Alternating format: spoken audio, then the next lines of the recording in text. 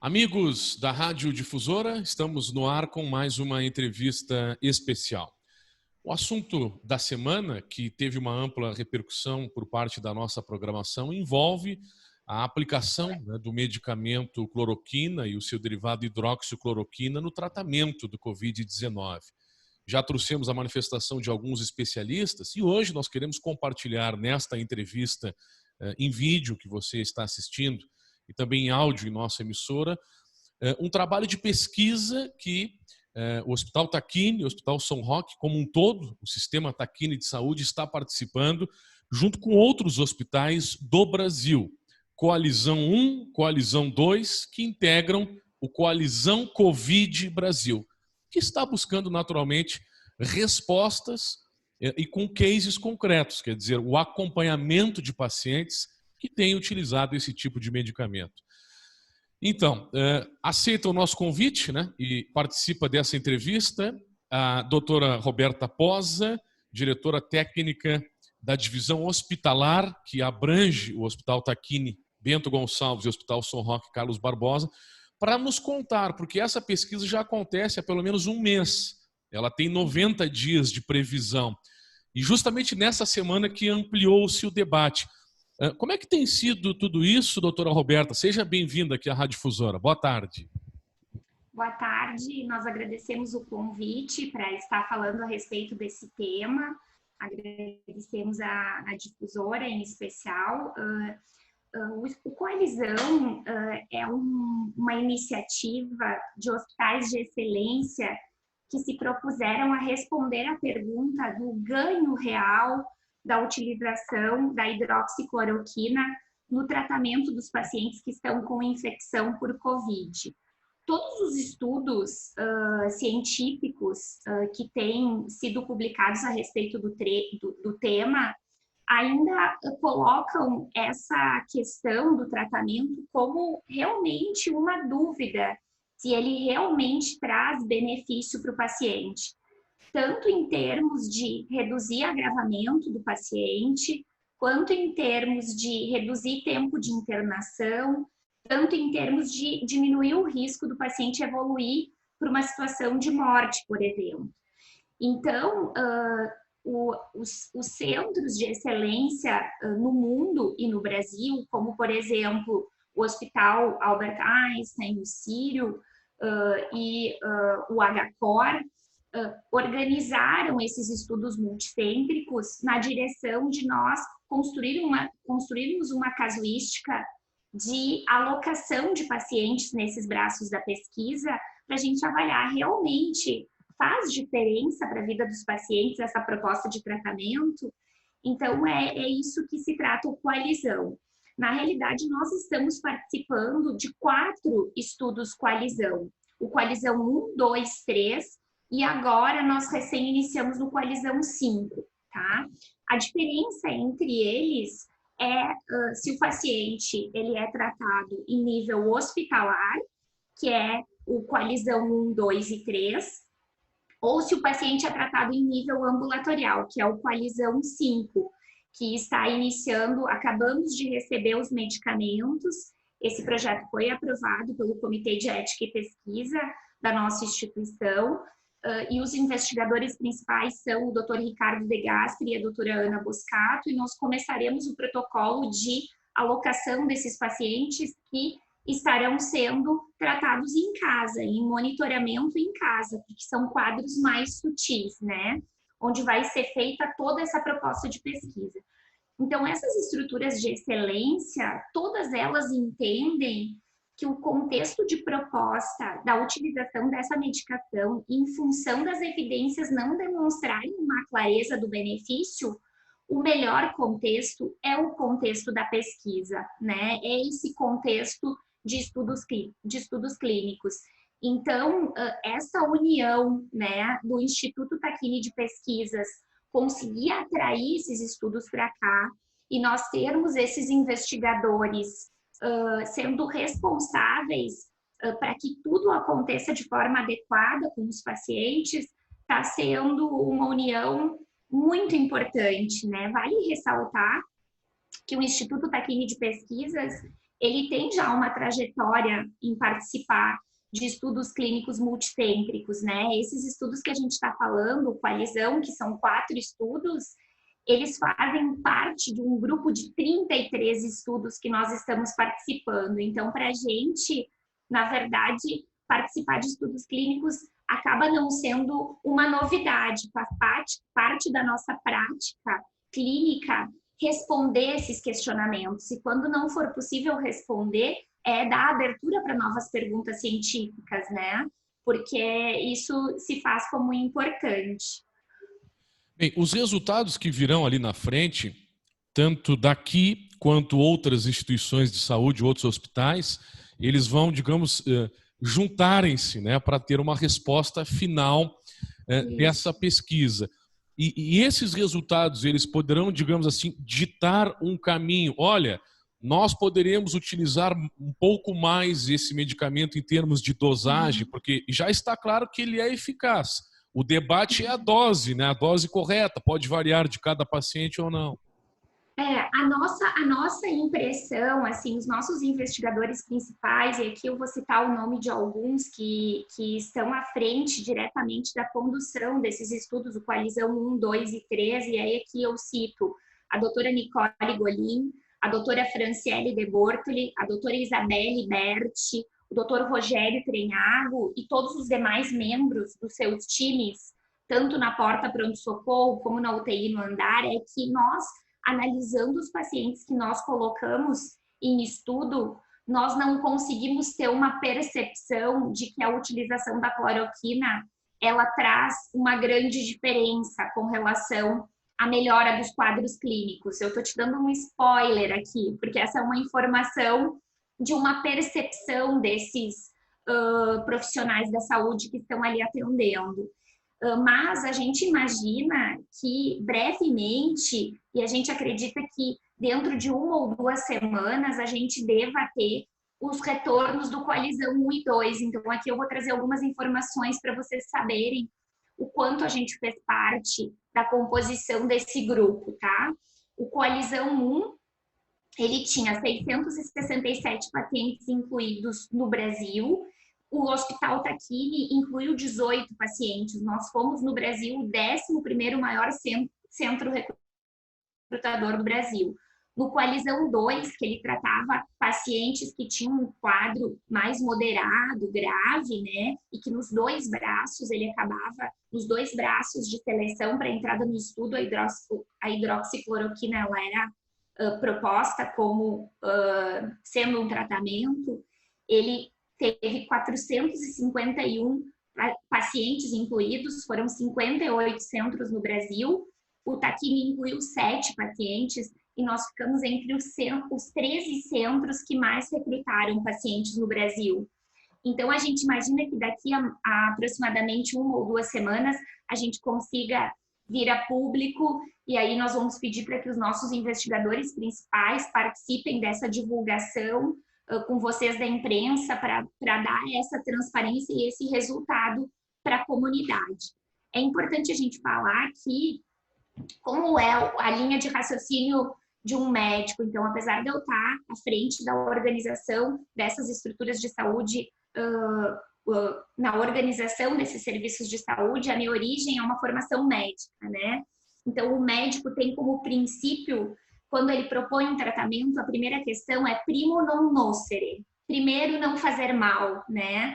E a cloroquina, ela é um medicamento que ela pode trazer agravamentos importantes, então, como uma parada cardiorrespiratória, por exemplo.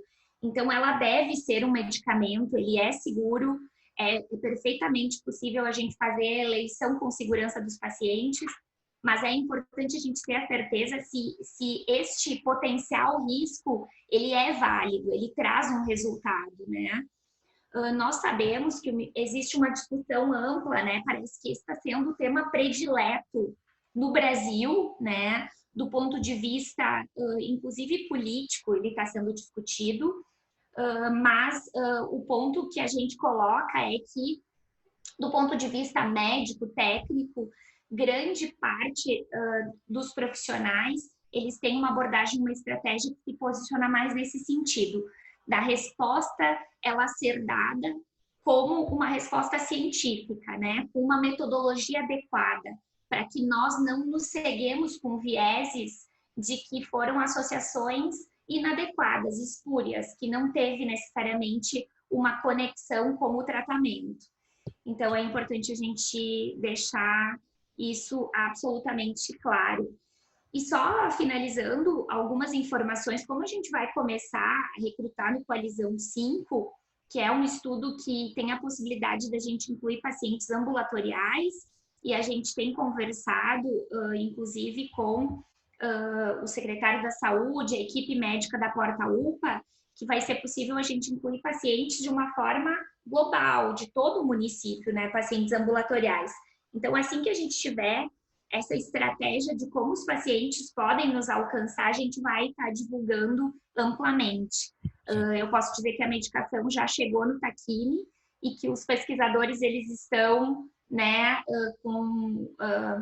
muito motivados a gente começar essa proposição em nível ambulatorial. Esse estudo ele tem um N maior, ele deve incluir 1.300 pacientes, então a gente vai ter uma possibilidade também de incluir pessoas da nossa população nesse estudo, tanto daqui do Hospital Takine quanto do Hospital São Roque, que são atendidas na porta pronto-socorro e que têm condições de ser tratadas em casa, né? Sim. Já está sendo aplicado esse medicamento em alguns pacientes dentro da pesquisa ou não? É outro tipo de metodologia? Só para não ficar nenhuma dúvida, né? Porque o tema ganhou força, né? E o foco aqui é a questão COVID. Esses Sim. pacientes COVID, eles estão submetidos a esses medicamentos agora, correto? Como É nós isso? temos perfeito. Esses três braços, o colisão 1, 2 e 3, é para pacientes que estão hospitalizados. Sim, todos esses pacientes que a gente citou nesses números, eles receberam a proposta de receber medicação, estão tratados. O que não havia braço de estudo clínico era no coalizão 5, que é para pacientes ambulatoriais. Então, esse estudo, É o estágio leve, né? Isso, que é o estágio leve, que é o paciente que consegue ser tratado em casa e que, se a gente for analisar a pandemia, esse é o nosso maior braço, é o maior volume. Nesses, nós não incluímos nenhum paciente ainda. A gente deve começar o processo de seleção e recrutamento no início da próxima semana. De acordo com os resultados, até para poder aplicar depois nos casos leves. De forma ampla, né? Forma ampla. Respondendo essa resposta, respondendo a essa pergunta melhor, de uma forma ampla. Traz benefício, é válido, ele é uma proposta de tratamento que ela deve ser pensada. Uma última pergunta, com o nosso agradecimento aí pela sua disponibilidade, né? E já estou há alguns dias fazendo entrevistas com especialistas sobre esse tema e a gente também vai aprendendo a respeito, né? É muito importante e muito válido. Bem, com essa, digamos, flexibilização do Ministério da Saúde de disponibilizar que o médico possa aplicar o medicamento em COVID, casos leves, né? Não casos graves, com o aval do paciente, né? Isso muda alguma coisa? Claro, está muito bem entendido de nossa parte que a pesquisa que está sendo feita com a participação do Instituto Takine vai dar uma resposta melhor lá na frente. Mas essa resposta melhor, ela passa também, digamos que possa vir alguma orientação específica do próprio hospital como um todo. Olha, sim, em linhas gerais, não usar, ou o médico tem, até onde vai a autonomia do médico, do hospital, né, nesse tipo de aplicação. Imagino eu que a pesquisa vai dar essa resposta. É por aí o raciocínio? É super interessante a tua pergunta, Felipe, e ela está exatamente na página que a gente está construindo o nosso posicionamento, né? Nós, enquanto sistema de saúde, entendemos que o cenário mais seguro para propor um tratamento que é incerto o seu benefício e que tem riscos é o cenário da pesquisa clínica. Nós, enquanto sistema Takine de saúde, entendemos dessa forma, certo? Então, a gente tem abordado os nossos times nesse sentido. Mas nós também conseguimos compreender que o médico, em alguns contextos, ele possa se sentir movido a discutir isso com o seu paciente e compartilhar o risco dessa decisão com a aplicação de um termo de consentimento livre e esclarecido, aonde ali fica claro e o paciente, no seu princípio de autonomia, ele junto com o médico decide, sim, nós vamos fazer o tratamento independente de eu não ter muita certeza com relação a isso. O que a gente observa na nossa comunidade, que eu acho que é algo interessante da gente colocar. Muitos dos nossos pacientes nos falam assim, não, se for para fazer, se não é para ter certeza, eu não quero tomar medicamento. Eu sou mais da linha de cuidados da saúde em estilo de vida, de alimentação adequada, em beber água. Muitas pessoas nos trazem essa abordagem, né? Mas quando a gente está falando a respeito de um cenário extremamente controlado, onde o paciente ele fica muito ligado ao nosso time e ao nosso telemonitoramento, as pessoas dizem, bom, se fosse assim, eu ajudaria a responder a esse questionamento. Eu me proporia entrar, né? Então, nós entendemos que ainda assim existe o espaço para esse ponto.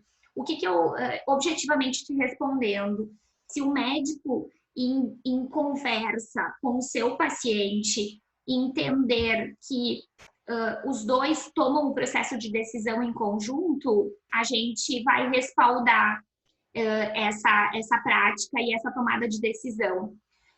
Porque a gente está frente a uma pandemia e a gente costuma discutir na nossa sala, no comitê de crise, e é uma frase da doutora Nicole, que quem disser que tem experiência com essa pandemia está mentindo, porque ninguém tem experiência frente a esses desafios que a gente está enfrentando. Então, nós compreendemos que o nosso papel é de ser, digamos assim, o mais conectado possível com os hospitais de excelência, que é isso que nós temos feito, é trazer para dentro do nosso sistema de saúde o que tem de mais precioso no alcance das respostas, que é a prática científica, e respaldar os nossos médicos com todas essas informações e auxiliá-los e aos pacientes nesse processo de tomada de decisão no momento em que ele está em frente ao paciente. E eu gostaria aqui de ressaltar o trabalho exemplar que os nossos clínicos, que os nossos pneumologistas, eles estão executando na sua prática cotidiana e como a gente conseguiu fazer essa conexão entre essa parte que está sendo cuidada ambulatorial e essa parte intra-hospitalar. Muito bem. Doutora, obrigado pela gentileza, né, de falar aqui conosco na Rádio Difusora, né, e dar continuidade a este assunto tão importante e, ao mesmo tempo, de dar continuidade, de atualizarmos informações sobre a coalizão Covid Brasil, né, que o Tacine, como sistema de saúde, está participando, e isso é importante, né, dizer, né, quer dizer, é a nossa região, uma instituição daqui que está colaborando para um trabalho científico, de pesquisa, que vai trazer um resultado bastante importante lá na frente. Doutora, obrigado. Saúde aí para você. Agradecimento ao Alexandre Brusa, da assessoria de comunicação, aí pela gentileza. Tudo de bom. Grande abraço, doutora. Obrigada, um abraço.